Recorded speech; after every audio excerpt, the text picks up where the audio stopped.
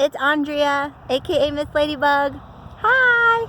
I'm making a spring garden bed, and it requires a shovel and some cardboard, some nice dirt, and some mulch. So I've already dug the keyhole part. It's like a horseshoe. Check it out.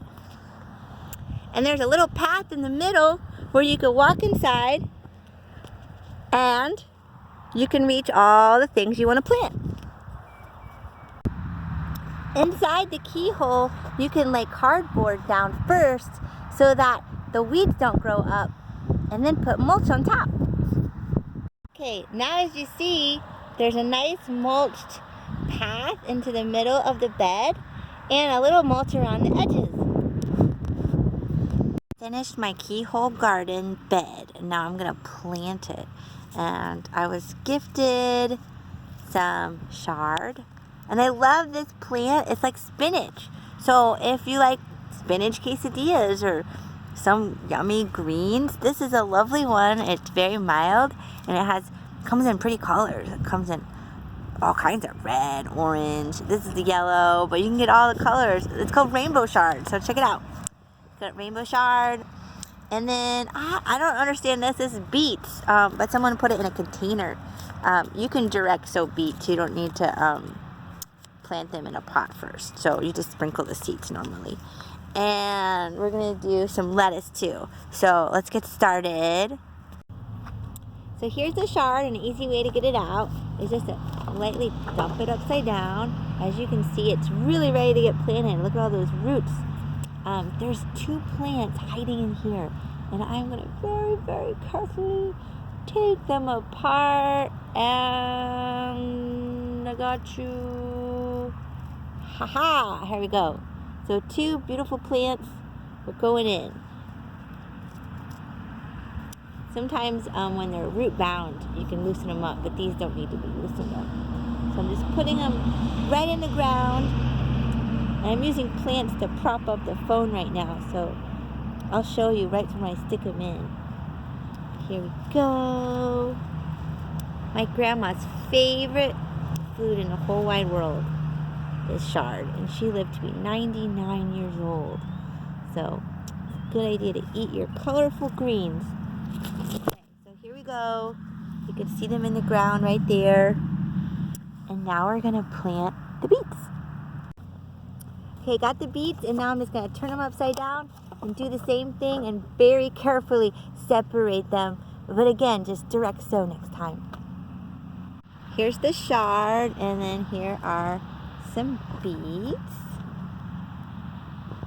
Now, this is some Boston red lettuce, and I grew this from seed myself. And I actually direct sowed it right into a garden bed, and we're going to do that in a minute. And it got so many plants that I could even thin them out a little bit. Now this plant is just very hardy. It's the Boston red leaf lettuce. So I love the color. I love mixing the different color plants. So I think in a little bit of time, this is going to be a very pretty bed. Now I have this Jersey cabbage, and it's going to get kind of big, so I'm going to give it lots of space. And it's going to look a little bit like this when it's finished growing. So that'll be fun. And you know, it's still spring. We got to enjoy spring. I mean, spring just started like a week ago. So enjoy spring. So when you see a plant that has some pretty solid roots, it's a good idea to like tickle it a little bit and break it up some. And that way, it'll become friends with the soil a little easier. That's just going to go right in. Now I'm going to plant some radish seed. Do you see? What color is it? Red. What shape is it? Round. Let's put the seeds in. Can you hear them? Now if you've been in my classes, I would ask you, what do you hear? Seeds. And where did the seeds come from? A flower, because flowers make seeds. Thank you, bees. Flowers make seeds. Thank you, bees. So when we get a seed, we always know it came from a flower. Even this radish was allowed to have a flower. And it made these lovely seeds for us to plant. The radish seeds. And I'm just going to sprinkle a few in a little trench. I don't know if you can see the little trench I made around the keyhole. Okay, I'm very gently sprinkling the seeds.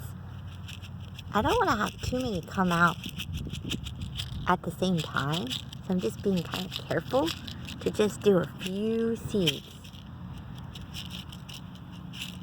And if too many grow in one spot, I'll just thin them out.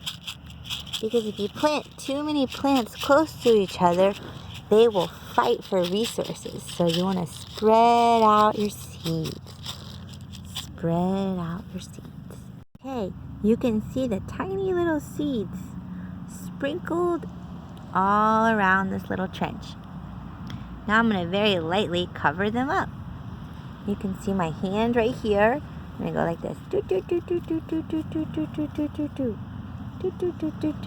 All covered up. This plant I'm going to direct sow, which means put the seed directly in the dirt, is this lovely Paris Island romaine. Ooh, fancy. I'm not going to pour them into my hand because they're so tiny and light that they tend to fly away. But I'm going to sprinkle them as well. This little hand shovel or trowel, I like to make a little trench by separating the dirt a little bit and spreading it apart. So I have a kind of a little line to sprinkle my seeds. And then it's going to go all the way around like a circle.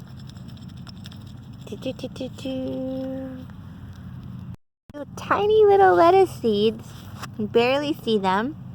And I'm just going to so very lightly, just lightly sprinkle dirt on top to cover them up. This is the Keyhole garden bed that we just made. You can see the path in the middle and all the plants. We got the chard and some beets and some cabbages and some lettuce. And on the outside, we've got some more lettuce seed, and on the inside, radish seed. And so now we gotta water our plants. Yay! Now you know we have a special song for the spring. Here it goes. Spring plants are a-drinking the rain from above, growing and becoming the veggies we love. We love you, veggies!